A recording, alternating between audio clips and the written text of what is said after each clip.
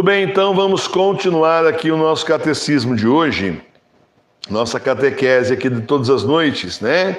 Então nós estamos agora na página 89, lá no 5º parágrafo, que vai explicar o 4º preceito da igreja, que nos manda o 4º preceito da igreja com as palavras: jejuar-se e abster-se de carne, quando manda a Santa Mãe Igreja.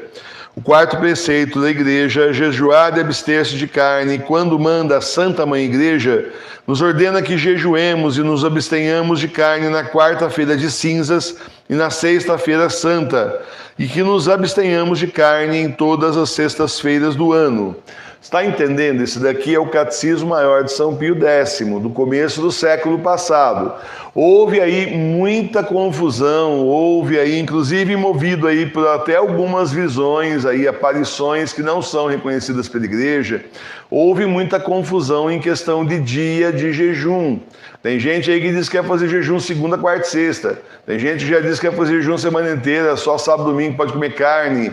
Então, quer dizer, existe muita confusão aí no meio, muita gente plantando aí falsas notícias aí no meio, fazendo aí uma verdadeira meleca na cabeça dos fiéis que estão querendo realmente seguir a Santa Igreja, e aí começa a achar que aquilo é verdadeiro, e no fim das contas, o que está sendo pedido pela Santa Igreja é isso daqui, olha: jejum de carne, abster-se de carne, quando manda a Santa Igreja. Quando? Quarta-feira de cinza não se come carne, não pode, tá certo?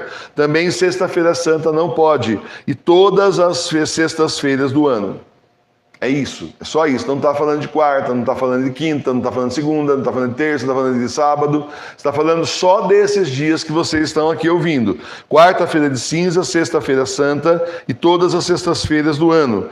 Essa abstinência pode ser comutada por outra obra pia, a juízo do bispo diocesano. Então você não pode fazer mesmo jejum. Não tem jeito, não tem como, porque o médico já disse para você que você está aí com problema de saúde, não tem como você fazer. Também tem outros casos, né? Por exemplo, as pessoas que fazem trabalho braçal, trabalho pesado, são dispensadas.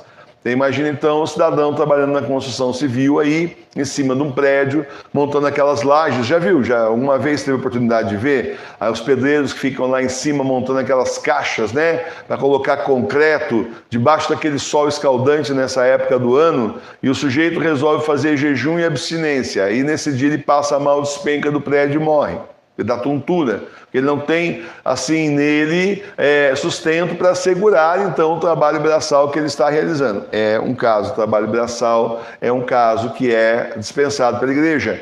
Trabalho intelectual também é dispensado pela igreja. O sujeito está lá trabalhando com a parte intelectual e começa a dar fraqueza, começa a dar sono, começa a dormir, errar. Então, justamente nesse caso, são casos que é dispensado pela Santa Igreja. Então, você vê que a igreja é mãe, não é madrasta, isso que a gente fala, né? A história de quarta-feira, gente, até onde, assim, atualmente... Pode abrir, professor. A história de quarta-feira na atualidade que a gente conhece é justamente aí começou com uma divulgação de Medjugorje, mas você sabe que Medjugorje não é reconhecida pela Santa Igreja, então pronto. Tá? Não é reconhecida, não tem reconhecimento. Inclusive, os bispos de Medjugorje sempre foram contra a aparição. E agora, mais modernamente, nem na igreja bergoliana não é reconhecida. Porque, assim, Jorge Mário Bergoglio chegou à conclusão lá, enfim, com bispos que estavam estudando faz muito tempo, desde o Papa Bento XVI, que seriam, assim, as primeiras 7 aparições verdadeiras. As outras, eles não endossaram. Então, quer dizer, mesmo para quem é bergoliano, ainda assim não deveria estar indo lá, porque é tido como se não está tendo aparição. É isso que está sendo dito, que não está sendo reconhecida a aparição. Então a gente seguir essas modas, essas coisas que o pessoal coloca e não sabe nem de onde vem. A Renovação Carismática divulgou muita coisa também, aí você vai vendo de onde que vem. Não é do catecismo. O catecismo está falando quarta-feira de cinzas, sexta-feira santa e todas as sextas-feiras do ano. Mas existem exceções, problema de saúde. Pessoa trabalha aí fazendo um trabalho braçal, pessoa trabalha fazendo um trabalho intelectual, e nesse caso é dispensado. E tem a questão da idade também. Então, aí tem a dispensa. Tá certo, gente? Isso aí a igreja mãe não é madrasta. Não está querendo que ninguém despenque do andaime lá, porque deu tontura, deu fraqueza, a pessoa não comeu carne, foi seguir fielmente a Santa Igreja e aí se prejudicou. Não é isso que a Santa Igreja está falando. Nunca foi. Tá certo? Muito bem, vamos continuar. Em que consiste o jejum? Jejum consiste em tomar uma só refeição durante o dia e em não comer coisas proibidas. Então, o jejum consiste em tomar uma só refeição durante o dia e não comer coisas proibidas. Então, por exemplo, a pessoa que tem aquele negócio de ter que comer e quantas horas? Hipoglicemia já não consegue fazer isso. Hipoglicemia, cada 2, 3 horas a pessoa tem que consumir alguma coisa. Ela tem que estar comendo, tá certo? Gente com problema de metabolismo. Tem gente que quanto menos come, mais engorda, sabia? Eu sou um deles. Por exemplo, se eu começar a comer em horário errado e começar a inventar de comer muito menos, aí tudo mexe no metabolismo. Você engorda, você vira um balão. Né? Não é porque você está comendo, é porque o organismo está segurando tudo e mais alguma coisa que você está comendo. O organismo entende que você está em risco de vida. Como ele entende que você está em risco de vida, ele começa a segurar toda a parte de caloria, tudo que é nutriente, tudo que você come, gordura, tudo ele segura, justamente porque você está em risco de vida. E como não sabe quando você vai comer na próxima vez, ele faz isso. Então, uma certa vez, experiência pessoal, teve uma vez que eu, por causa dos joelhos, né, porque tem desgaste nos 2 joelhos, né, ficou muito em pé, dando aula, fazendo teatro infantil, essas coisas, dirigindo muito em São Paulo, deu desgaste naquela parte da cartilagem do joelho. Aí, claro, né, o médico já manda você emagrecer. Aí passou então um regime, era para comer a cada 5 horas, o que podia, o que não podia, 5 vezes por dia. Era para comer 5 vezes por dia. Passou o que podia e o que não podia do regime e tal. Aí você começa a comer 5 vezes por dia, até 6, se for o caso, manda comer também. E você vai seguindo ali o regime, entendeu? Não foi nada assim, uma folha de alface com arroz, que isso também não é regime, isso daí é suicídio. É só uma pessoa ficar aí, um problema depois anemia, essas coisas que não tem nada a ver, né? Eu tenho uma prima que ela começou a fazer regime, ela era bem mais gorda do que eu, mas gorda mesmo, começou a fazer esse regime maluco, tomar remédio, não sei o quê. O dia que ela parou, ela voltou a ficar um balão, ficou pior do que estava. Então, é aquela coisa, né? O artificial não adianta. Não existe regime, existe reeducação alimentar, né? Você reeduca o seu organismo a comer nas horas certas as coisas certas. E aí, então, eu fiz o regime certinho. E direitinho, emagreci para chuchu. Emagreci assim 10 quilos na época, assim. Foi direto. Por quê? Porque estava comendo. Eu falei, não, doutor, eu vou comer 5 vezes por dia, comia 3 vezes por dia, comer 5 vezes refeição intermediária, eu vou virar um balão. Ele falou, não vai, você vai ver. Tinha razão. Antigamente, né? Médico bom tinha razão. Só que é aquele negócio, tem pessoas que têm que dormir na hora certa, tem que comer na hora certa, comer as coisas certas também, claro. Daí então ajuda o metabolismo a funcionar. Porque o metabolismo da pessoa não funciona direito. Tem outros também que come. Eu conheço gente que come e é um palito. A pessoa não engorda. Isso aí também é problema de metabolismo, só que é o contrário, né? Aí a gente fala assim, puxa vida, esse metabolismo eu queria ter, né? Mas eu já conheci gente que diz o contrário. Se você não sabe como é que eu sofro, eu como para engordar um pouco e sou pele e osso. Não tem outro problema não, é metabolismo meu que é deficitário. Eu como para engordar. O médico que fez o parto das crianças, ele se lamentava. Ele não conseguia engordar. Então a gente reclama que está com peso a mais e quem está com peso muito a menos reclama também. Tudo é problema de metabolismo. Então, tem certas coisas que são de saúde que são proibitivas, né? Que a pessoa não pode ficar desse jeito. Agora, tem gente que consegue, excelente. A igreja entende isso. Estou falando, não estou passando a mão na minha cabeça não, porque já passei bastante drama por isso também, já estudei bastante a respeito, mas converso com o padre, converso com o bispo. A igreja é mãe, não é madrasta. Ela não está passando a mão ela não está passando a mão na cabeça de ninguém, mas o certo é o certo, o que dá, ué. Se o Senhor não deu para nós, assim, o dom da gente ficar aí uma semana, 40 dias sem comer, porque teve gente que já ficou, teve profeta aí do Antigo Testamento, aí não é questão que a pessoa quer e ela é muito boa e consegue, é questão de dom de Deus, é graça de Deus, né? A Jesus lá foi 40 dias e 40 noites sem comer, 40 dias no deserto. Então, tudo isso, meus irmãos, é coisa de graça de Deus, não é a gente que quer, a gente pode querer, mas se o Senhor não deu a graça, não deu a graça, tá certo? É assim que funciona. Então, continuando, eu sei que aqui tem muita dúvida disso aí, já conversei com várias pessoas, particularmente no Telegram, todas sempre com as mesmas dúvidas. Explicar que não é proibido fazer em outro dia da semana, se a pessoa sente que ela pode. Não é que é proibido fazer em outro dia da semana. Por exemplo, olha, a Madre Sofia, ela faz jejum terça e sexta. Sexta porque é dia justamente é dia recomendado. Sexta porque é recomendado pela Santa Igreja, como nós estamos vendo aqui, tá certo? Quando chega na terça, por ser dia da Sagrada Face, aí faz o jejum em reparação. Tem gente que faz na quarta. Tudo bem, gente.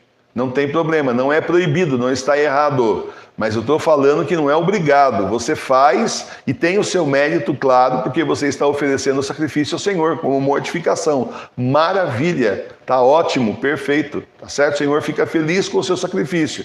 Mas só que a gente entende o seguinte, tem o que a igreja ensina, tem o que a gente assume. O que a igreja está falando que não pode é quarta-feira de cinza, sexta-feira santa e todas as sextas-feiras do ano não é comer carne. Tem o que a igreja ensina, fala que é para fazer, e tem as coisas que a gente faz a mais ou a mais. Não tem problema, desde que não prejudique sua saúde. Tá certo? Não tem esse problema. E muitas vezes é assim, o jejum pode ser trocado também. A pessoa fala, professor, como já disseram para mim, eu tenho diabetes, eu não posso ficar sem comer, senão, nossa, o nível lá eu não sei o nome daquilo lá, como é que é?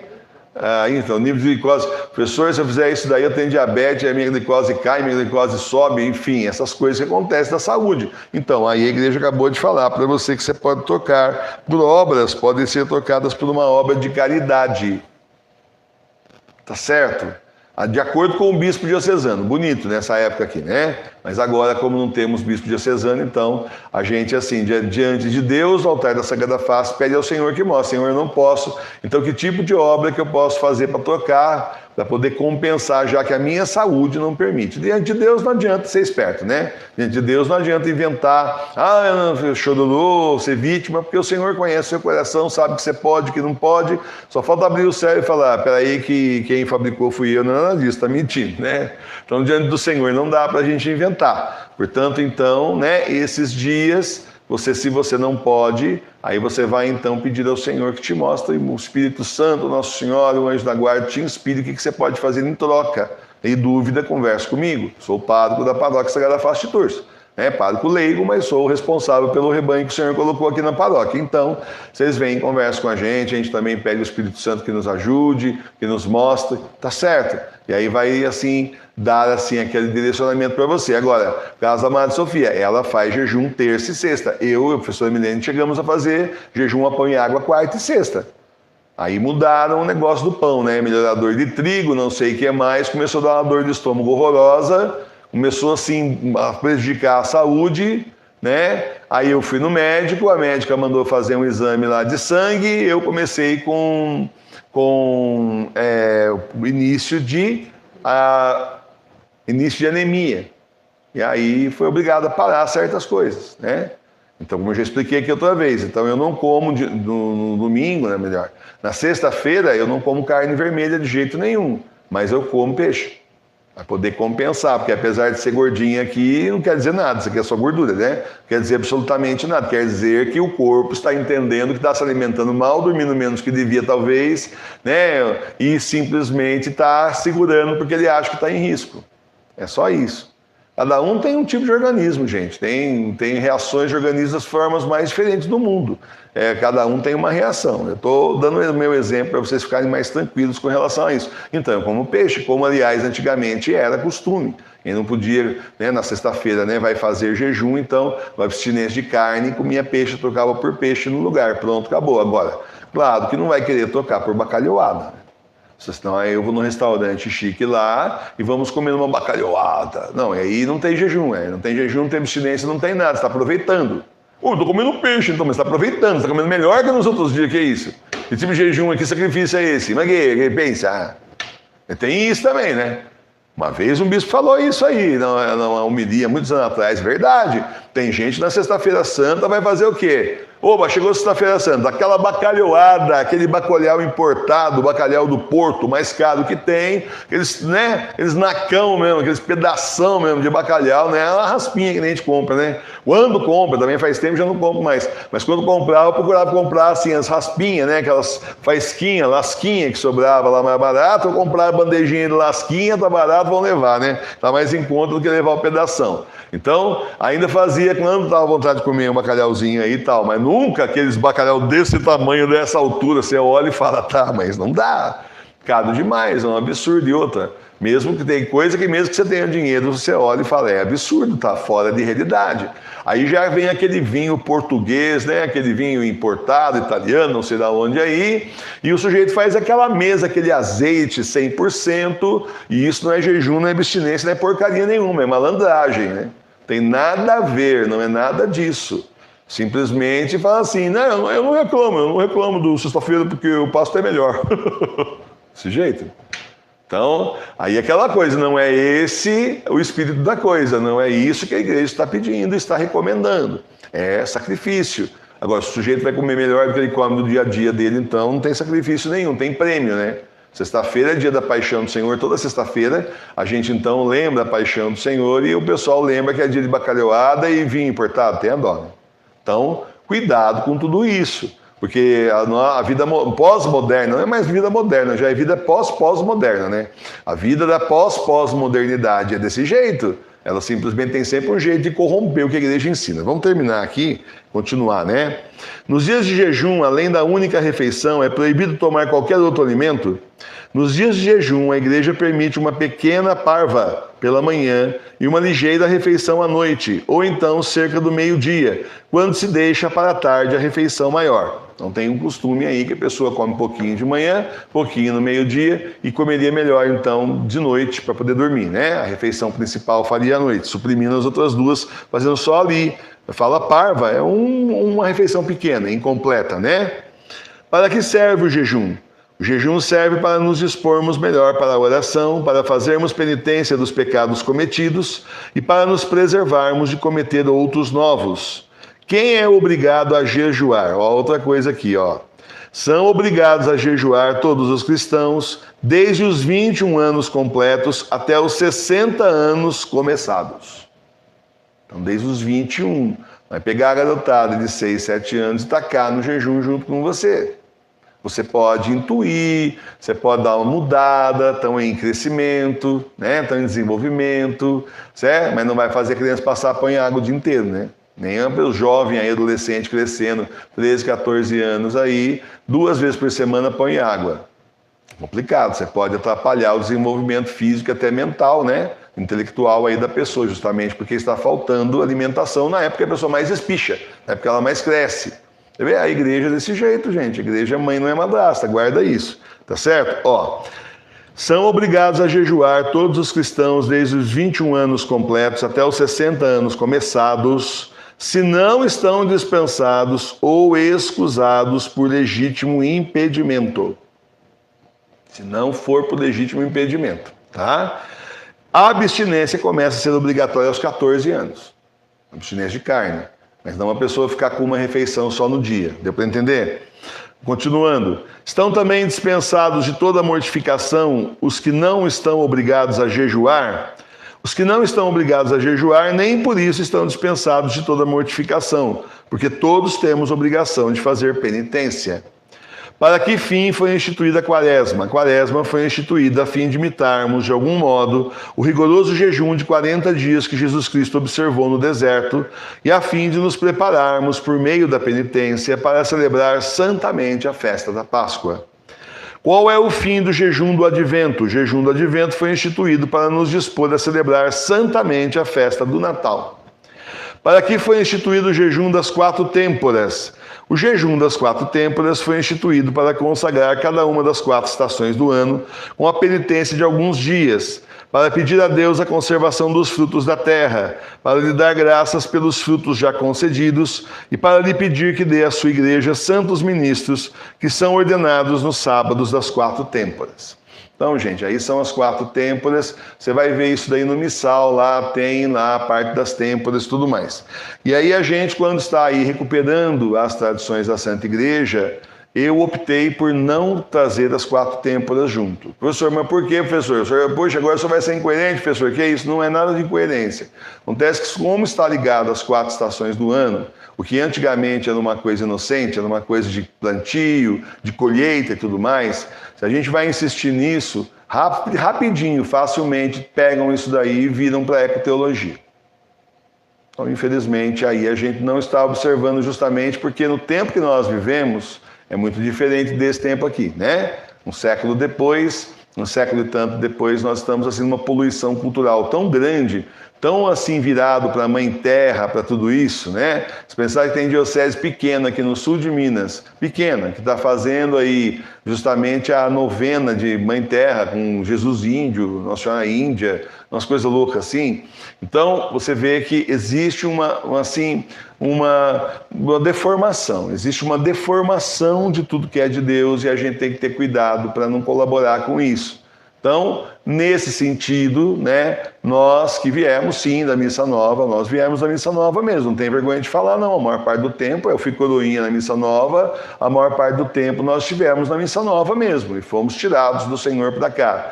A gente então está aí retomando as tradições da Santa Igreja, mas há que se observar algumas coisas. Na verdade, acho que a única coisa que assim eu estranhei muito quando eu fui ver o missal foi a história das têmporas disso, têmporas daquilo. E aí, sendo ligado à parte das estações do ano, você precisa lembrar que a paróquia nasce logo depois, né, na verdade, 2 dias depois, o começo da paróquia está 2 dias depois da consagração, né, lá do Vaticano a Pachamama, lá dos Jardins do Vaticano, dia 4 de outubro de 2019, nós tivemos lá então aquela pagelança lá no Jardim da Pachamama, né, no Jardim do Vaticano, transformando em Jardim da Pachamama. Aí no dia 6 nós passamos a fazer o encontro com Jesus na Capela da Sagrada Face, lá na casa da serva da Sagrada Face, que era outra casa, não é aqui agora, não é como é agora, era outra pequenininha. Eu falava que se eu abrisse 2 braços, eu encostava nas 2 paredes, tão estreitinho que era, né? Não cabia ninguém lá, só nós. E aí, no dia seguinte, teve aquela procissão sacrílega que saíram, fazendo consagração a Pachamama, o falso Papa e mais os bispos estavam com ele ali. Os vários que estavam lá com o livrinho na mão, a estátua da Pachamama embaixo no andor de barco, e depois rezando, e depois saíram então com o barquinho, ao invés de sair com Nossa Senhora do Rosário, que era dia de Nossa Senhora do Rosário, dia 7 de outubro, saíram com a Pachamama. A partir disso foi claro para todo mundo aqui que a gente não podia mais ir à igreja, porque agora, além de ter o cisma, o racha, heresia, tudo mais, se isso não fosse bastante, se não fosse muito claro para todo mundo, e parece que não tinha sido para nós, a gente ainda estava naquela de eu vou lá e rezo pelo Papa Bento XVI. Então, como isso não tinha sido claro o suficiente, então o Senhor mostrou justamente a pagelança desse pessoal lá, enfim, ritual pagão dentro da igreja, tanto é que teve cardeais na época, um cardeal e um bispo pelo menos, os 2 bispos que disseram na Europa que a Basílica de São Pedro tinha que ser reconsagrada, porque ela tinha sido profanada, e nunca foi, continua profanada. Então, a partir disso, né, ficou muito claro, e a paróquia nasce nesse inteirinho, ela nasce nessa situação de crise extrema, explicando para vocês por que então a gente não adotou as têmporas, né, apesar de ser a tradição da igreja, mas que hoje em dia é mais complicado. Certas coisas tem que explicar muito para não ficar mal entendido, senão daqui a pouco vão dizer, até o pessoal Emílio lá também fala da Mãe Terra. Não falo não, que Mãe Terra, Mãe é Nossa Senhora, pode parar com isso. Vamos lá. Mas aqui foi instituído o jejum das vigílias. O jejum das vigílias foi instituído a fim de nos prepararmos para celebrar santamente as festas principais. Também as vigílias, estamos aí observando tudo mais, para ir implantando aos poucos a tradição da igreja, aí sim, né, das festas principais, estudar direitinho, questão do missal, está sendo feito um missal novo, aí vamos passando para vocês. Que nos proíbe a Santa Igreja em dias de jejum e abstinência. Quando a pessoa não está legitimamente dispensada, deve, no dia de jejum e abstinência, tomar uma só refeição plena, podendo fazer outras 2 pequenas, uma pela manhã e outra à tarde, que evite grande dano, como, por exemplo, forte dor de cabeça. Está vendo? Como a igreja mãe não é madrasta, está pensando justamente, não fica sem alimentação, começa a dar forte dor de cabeça. Então, por isso que está falando, é de acordo com a sua possibilidade, não é para a pessoa baixar o hospital porque resolveu aí levar o negócio a ferro e fogo e não era, o corpo dela não aceitava. Aí tem que ter humildade de entender isso. Tem que ter humildade de falar, eu não fui fabricado assim, o Senhor, se Ele quisesse, Ele tinha me dado então o dom, seria um sacrifício, mas eu não passaria mal. Mas como eu passo mal, eu não posso, tipo isso. Então isso é um sinal que o Senhor está dando que não é aí. Aí é a hora de você fazer a obra de caridade, né? Ensinar os ignorantes também é obra de caridade, fazer trabalho de evangelização também é obra de caridade, rezar pelas almas do purgatório é obra de caridade, e por aí vai, tá? Vamos chegar nisso mais para frente aqui, mas tem aí no seu Tem aí no seu livro do Catecismo Maior, tá bom? Muito bem. Nos dias de abstinência, proíbe o uso de carne e caldo de carne. Nem carne, nem caldo de carne. Caldo de carne vermelha, né? Que fala, então, frango, carne de vaca, essas coisas, né? Porque a igreja quer que nos abstenhamos de comer carne nas sextas-feiras, a fim de que façamos penitência todas as semanas e, sobretudo, nas sextas-feiras, em honra da paixão de nosso Senhor Jesus Cristo. Aí tem também o costume bonito da via sacra, que nos dá indulgência. Muito católico acha que via sacra, o que é? Nem sabe o que é. Outros que sabem o que é, acham que é só na quaresma e não é, toda semana. Por isso, todo o ano inteiro. Por isso que a gente coloca a via sacra da Sagrada Face toda semana, tá bom? E vou terminar com o 5º preceito, porque é só um parágrafo só. É só uma pergunta. Parágrafo 6º do 5º preceito da igreja. Como se observa o 5º preceito da igreja, pagar dízimo segundo o costume?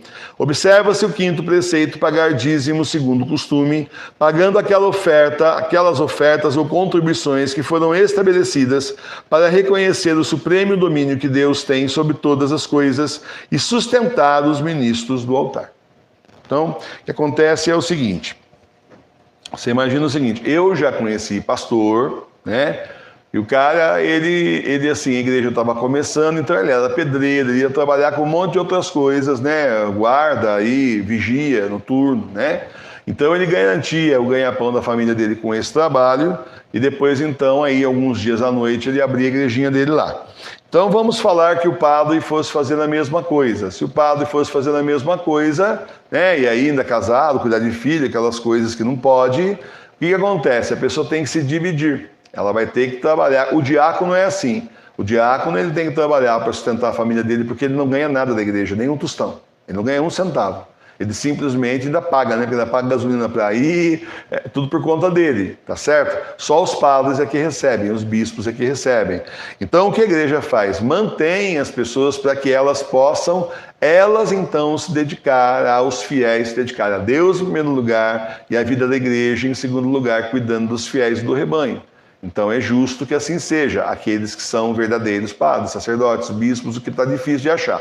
Mas na igreja normal, 2000 anos de igreja, é justo que assim seja, para que o sacerdote, né, o ministro de Deus, possa então se dedicar inteiramente ao trabalho de Deus. O trabalho para Deus e o trabalho para a comunidade. Então pronto, aí é justo, é certíssimo. E aí então é aquela coisa, a base do dízimo é assim, tudo que você tem de bom na sua vida vem de Deus. Tudo que você tem, inclusive a parte material, emprego, salário, aposentadoria, tudo que você tem, você recebe de Deus. Então é justo que uma pequena parte você retorne para Deus. Costume antigo, né, no tempo de Moisés era 10%. Então é isso, aí a igreja não fixa percentual, né? Eu não sei há quanto tempo que é assim, mas desde que eu me lembro a igreja não fixa, é tanto. O pessoal evangélico tem denominações aí que fala é 10% mesmo, e eu conheço, porque eu tenho uma tia, se ela for viva ainda, ela era de uma denominação, nem lembro o nome, que quando chegava no dia do pagamento tinha que levar o olerite para provar que estava dando 10%, senão não entrava. Tá? A gente sabe que tem isso aí. Mas a nossa igreja nunca fez assim. Desde que eu estou na igreja, né, desde sempre aí, nunca vi isso. Ela deixa, então, de acordo com o que o seu coração manda, de acordo com a necessidade da igreja. Daí, nas épocas de mais necessidade, pede um aperto maior, né? Que a pessoa ajude mais. E nas épocas normais que mantenham ali a igreja e os projetos da igreja e tudo mais. Então, não fixando exatamente um valor. Mas lembrando que, por tradição, né, lá atrás a tradição era 10%. Então, lembrando disso tudo aí. Então, estou falando isso para vocês, para que vocês entendam o funcionamento do dízimo, porque o dízimo ficou assim muito mal falado. Até porque, né, tanto combate contra a igreja, e depois o próprio pessoal aí, eu tenho algumas denominações evangélicas que exageram muito, como essa da minha tia, que acabei de falar, mas não lembro o nome. Se eu lembrasse eu falava, mas eu não lembro.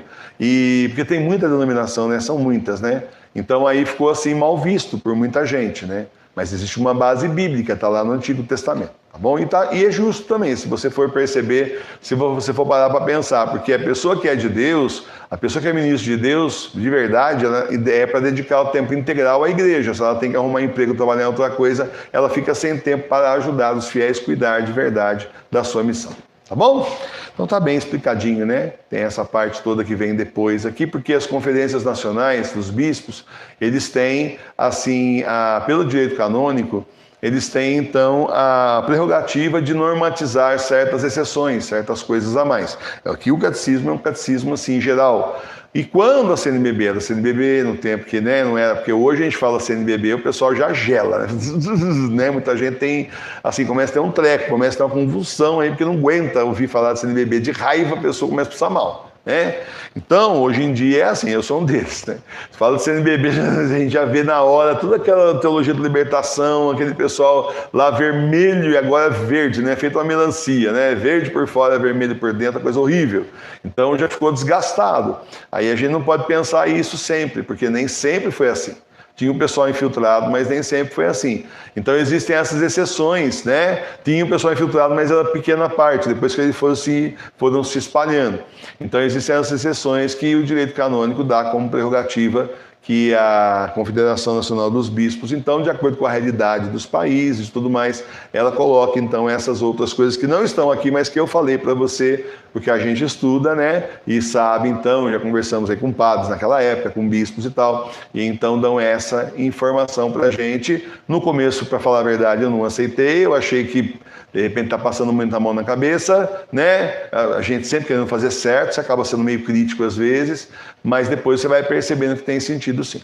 Tem sentido sim, não é para passar a mão na cabeça, não. É que realmente a pessoa que tem problema de saúde, a pessoa que faz trabalho físico, braçal, a pessoa que faz aí trabalho intelectual assim maciçamente, né? Realmente aí a alimentação ela é super necessária. Até aquela história, né? Quando eu operei aqui os olhos, né? Coloquei as duas lentes, né? Uma um mês e 2 meses depois da outra. O médico falava para mim, né, que assim, você vai poder levar a vida normal, porque a cirurgia minha foi a laser, então você pode levar a vida normal, você pode estar já. Eu falei, como é que eu vou fazer? Vou conseguir rezar à noite? Não, você vai conseguir, né? Tudo bem, até conseguiria vir aqui, mas aí você fica abatido, que já passou por todo o estresse ali, o olho está incomodando ainda, põe um monte de colírio, aquela coisa toda. Então eu consegui no dia seguinte fazer encontro com Jesus, que a cirurgia foi sempre no sábado, às 2, no domingo consegui fazer encontro com Jesus com vocês, na segunda consegui voltar. Então deu um tempinho, porque tem aquele abatimento, anestesia, tem um monte de coisa que acontece, né? Mas ele falou, não, o senhor pode levar a vida normal, não tem esse negócio, que antigamente na outra cirurgia que existe ainda por aí, que é um degrau antes, a pessoa não pode baixar que a lente cai. Ela não pode olhar para baixo. Imagina ainda fazer almoço lá, fazer uma almoção lá, a lente cai bem no meio do almoço, né? E aí acabou a cirurgia, acabou, né, e o doador que deve ser. Então a pessoa tem assim, fica semanas cuidando, né? E a minha cirurgia já foi mais moderna, graças a Deus. Então foi uma cirurgia que eu podia. Aí eu tô contando essa história por quê? Porque junto comigo ali na última vez, tinha um senhor que ele trabalha na roça, que também ia fazer cirurgia logo depois de mim, entrou logo depois de mim.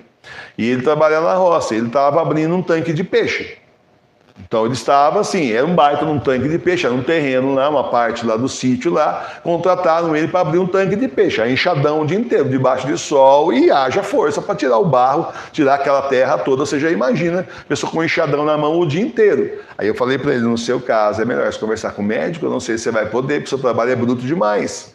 Aí ele foi conversar com o médico, eu até comentei com o médico também, ele falou, não pode, isso não. Vida assim normal, como você tem aí e tal, tudo bem, tá lendo, vai para um lado, vai para o outro, não tem problema, mas um negócio desse é uma coisa extrema. Ele até chegou a falar, uma mulher, uma cozinheira, trabalha aí num restaurante, aquela panelona desse tamanho, não pode também, vai ficar forçando ali, acaba dando problema, prejudicando a cirurgia. Então, você vê como é que é? Tem a norma geral e tem as exceções, isso é para todo mundo, tá bom? E em todas as coisas sempre tem assim, tá? E também a lei de Deus é muito justa nesse sentido. Espero que não tenha ficado dúvida, porque sempre essa parte de jejum sempre causa dúvida, angústia em vocês, não se angustie. E se você faz aí jejum 2 vezes por semana, continue fazendo. Você pode fazer a pão e água, faça mesmo. A gente também fazia, enquanto podia, faça mesmo, né? For mais velho também, né? O corpo vai... Mas se você pode, o Senhor te deu essa graça, faça mesmo, né? E se não pode, não se sinta mal, miserável, péssimo, porque também tem gente daqui da paróquia que não pode, já conversou comigo, que não tem como mesmo por causa do problema que tem de saúde. Aí você transforma isso em obra justamente aí de evangelização, em obra de caridade. Tá bom? falo de evangelização, que a primeira coisa que me vem à cabeça é a gente ensinar tanta obra de caridade, ensinar as pessoas ignorantes. Hoje eu não estou falando por mal, viu? Vocês vão ver depois que no catecismo tem isso. É obra de caridade ensinar os ignorantes. Ignorante não é aquela pessoa mal educada, aquela pessoa que fica aí arrumando rolo com os outros. Não é isso. É aquela pessoa que ignora, que não sabe, né? Então eu tenho tanta preocupação, porque você vê tanta gente indo pro buraco, e o pior é que às vezes você fala e a pessoa não quer ouvir, mas nós estamos aí falando, né? E é obra de caridade também, assim como rezar pelas almas do purgatório e outras tantas que a gente vai ver depois, tá bom? Muito bom.